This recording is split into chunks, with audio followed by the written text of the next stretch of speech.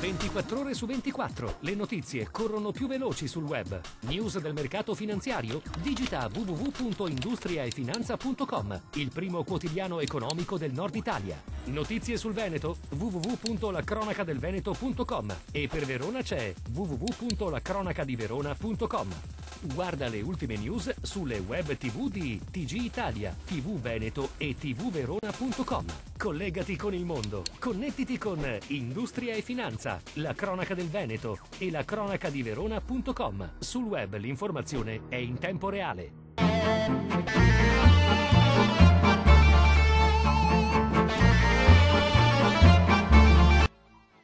Fiera Agricola ha aperto stamane i battenti a Verona Fiere. Attesi più di 320 buyer da 46 paesi, più di 1300 espositori, una superficie di 126.000 metri quadrati. L'impianto di Fiera Agricola 2012 conferma i propri pilastri espositivi suddivisi in 5 aree tematiche: Agrimeccanica, Agriservice, Zoosystem, Bioenergy Expo e Agri Piazza. Il taglio del nastro affidato al ministro delle politiche agricole Mario Catania, affiancato dal vicepresidente vicario di Verona Fiere Claudio Valente e dal sindaco di Verona Flavio Tosi. Tema centrale di Fiera Agricola, la riforma della PAC.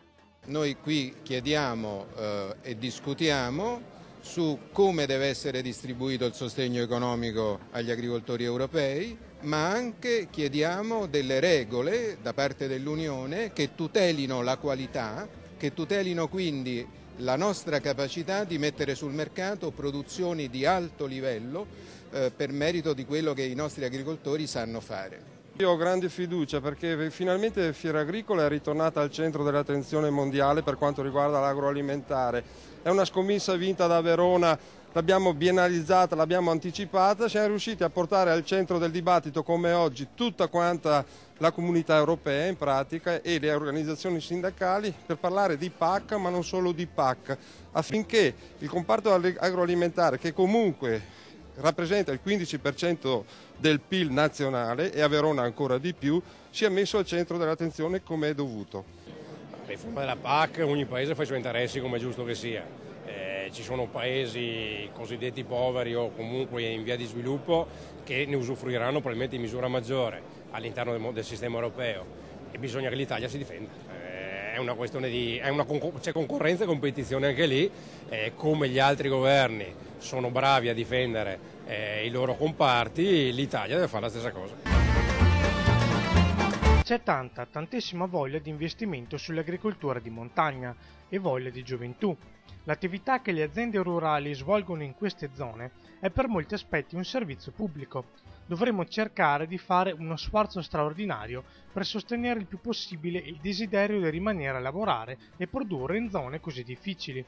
È il commento dell'assessore all'agricoltura Franco Manzato ai dati che riguardano il bando relativo alla misura 121 ammodernamento delle aziende agricole, destinato alla montagna, adottato nell'ottobre scorso e i cui termini sono scaduti il 30 gennaio.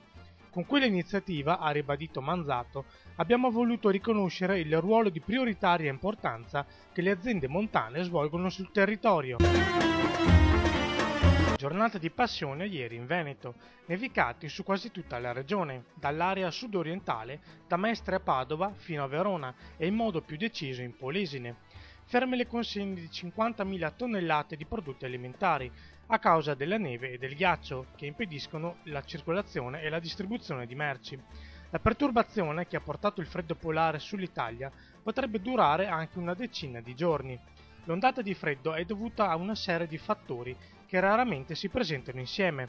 La causa principale è l'indebolimento del vortice polare, che ha permesso alla massa d'aria gelida di spingersi fino al Mediterraneo centrale. La Giunta Comunale della Regina delle Alpi ha approvato il progetto Cortina Sicura, che prevede l'installazione nei prossimi mesi delle postazioni fisse di rilevazione della velocità nei punti più pericolosi del paese, così come richiesto dai cittadini.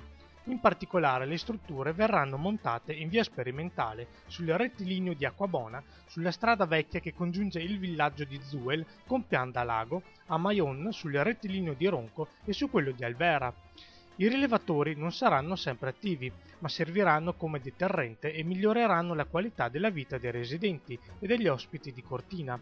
I rilevatori, che verranno installati entro marzo, sono dei grandi totem di plastica arancioni, molto alti e ben visibili. Nei vasi delle piante, nei barattoli e alcune fessure. A casa di un padovano 32enne, barista in un locale della zona di via Tommaseo, sono stati trovati 140 grammi di marijuana, 2 grammi di LSD e 11 grammi di hashish e un bilancino di precisione. L'uomo è stato arrestato dai carabinieri, che, insospettiti dal via vai di persone, si sono appostati sotto la sua abitazione in via Pinelli. Ad un certo punto sono stati fermati 2 ragazzi, appena usciti di casa, e nelle loro tasche è stato trovato dello stupefacente. Subito è scattata la perquisizione, che ha portato all'arresto del barista. iPhone, drammi e morti. In Cina condizione al limite dell'umano per i dipendenti delle fabbriche che assemblano prodotti Apple. Tutti i particolari su industria e finanza.